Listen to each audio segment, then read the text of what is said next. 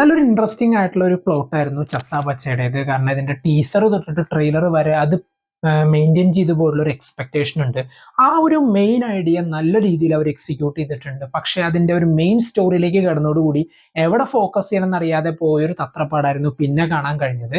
And ഇതിലുള്ള ഓരോ ക്യാരക്ടേഴ്സിന് കൊടുത്തിട്ടുള്ള ഒരു ഇൻട്രൊഡക്ഷൻ ആയാലും അതിനുവേണ്ടി അവർ സെറ്റ് ചെയ്യുന്ന ഒരു സ്റ്റോറി ഐഡിയാസും നമ്മളിപ്പോൾ പണ്ട് കണ്ടിട്ടുള്ള ഒരു വേൾഡ് വൈഡ് റെസ്ലിംഗ് ചാമ്പ്യൻഷിപ്പിന്റെ ഒക്കെ ഉള്ള ഒരു വൈബൊക്കെ പലയിടത്തും കൊണ്ടുവരാനായിട്ട് ഇവർക്ക് സാധിച്ചു.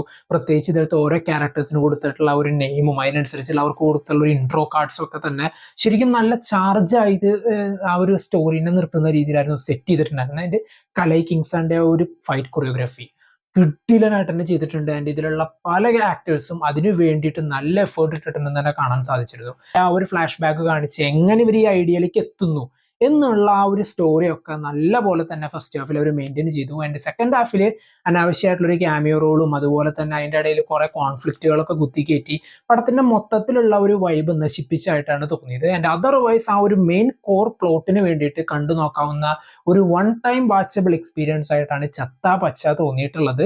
നമുക്ക് പലർക്കും ഓർമ്മയുള്ള ഒരു വേൾഡ് വൈഡ് WWE ചാമ്പ്യൻഷിപ്പും ട്രംപ് കാർഡ്സും മാർബിൾസിന്റെ കൂടെ ഫ്രീ ആയിട്ട് കിട്ടിയിരുന്ന സ്റ്റിക്കേഴ്സും അതിന്റെ ഒക്കെ തന്നെ മെമ്മറീസ് നമുക്ക് നല്ലപോലെ ഫീൽ ചെയ്യുന്ന രീതിയിലാണ് ആ ഒരു സംഭവങ്ങളൊക്കെ അവർ എടുത്തു വെച്ചിട്ടുള്ളത്.